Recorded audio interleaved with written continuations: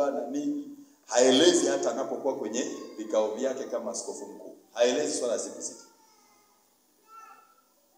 Kwa hiyo anaijua yeye mwenyewe. Hata ukiomba mchango, sawa, anachangia yeye. Sasa nikasema CPCT sio ya mtu. CPCT ni chombo cha madhehebu wanachama wa Kipentekoste. Ndivyo nilivyokuwa naelekeza baba. Kama nitakuwa nimekosea utanisaisha. Ni chombo cha madhehebu za Kipentekoste wanachama. Bwana Yesu asifiwe sana. Waliojiandikisha.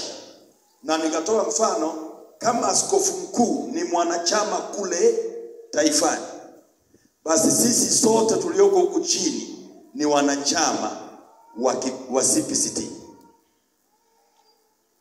Lakini sasa ni kuanza mzunguko, askofu ni mwanachama wa CPCT na najua kabisa, lakini wachungaji wake hawajui kwamba ni mwanachama. Hiyo ni A. B,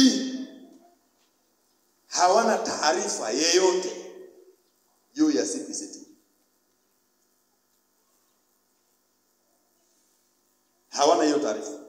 Hata kwenye faili kwamba askofu wao ni mwanachama wa CPCT, hata kwenye faili hawana. Lakini C, hata kwenye vikao wanaokutana, hiyo dhehebu mwanachama inapokuwa imekutana katika mambo yake ya kidhehebu, sawa, CPCT haipo kama agenda. Haipo.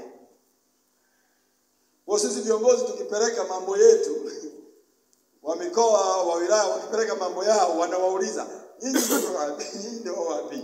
CPCT ndio nini? Mbona hatuwajui? Mbona baba askofu hajaniambia kwamba kuna huo mchango? Jamani maaskofu nisamehe, sio kwamba nawashtaki. Lakini nafanya research ili angalau uhai wa CPCT upatikane. Lazima viongozi ambao ni maaskofu wakuu, ambao ndio wenye CPCT, si ndio? Ndio wenye CPCT, maaskofu wakuu, akiwemo katibu mkuu, maana yeye ndio mtendaji mkuu. Kwa maaskofu wakuu pamoja na katibu mkuu, hawa ndio wenye CPCT. Tunawaomba mnapofanya mambo ya CPCT alafu mkarudi kukutana kwenye mambo ya kidhehebu, basi agenda ya CPCT iwepo. Ili hao viongozi mnaowachagua kila miaka mitatu, kila baada ya miaka mitatu, hao viongozi wasipate shida. Na wanapata shida sana kwa sababu sisi wengine ni wakereketwa, mzee katibu. Sisi wengine ni wakereketwa, lakini kuna mwingine anakuja sio mkereketwa. Atakaa miaka mingapi? Hakuna kazi aliyoifanya. Lakini wakereketwa kama sisi tunaojua umuhimu wa umoja, tunajua namna ya kukaa pamoja, kwa nini tukae pamoja, tunajua. Tunatafutana mzee, saa zingine tunatafutana mpaka kwenye sebule, mpaka kwenye chumba, ili tumpate huyo mtu, tumchomoe huko akae na sisi. Sasa tunapata kazi ngumu sana kwa maaskofu. Vita ni kubwa sana. Sasa mimi nimeeleza jamani, haleluya. Hayo nayo ni matatizo yangu kama matatizo ya katibu mkuu jana. Hayo ni ya kwangu, ni matatizo yangu, sio ya kwako. Bwana Yesu asifiwe sana. Jana ulimbariki sana mzee. Unajua ukutana na walimu nasikia raha sana. Bwana Yesu asifiwe.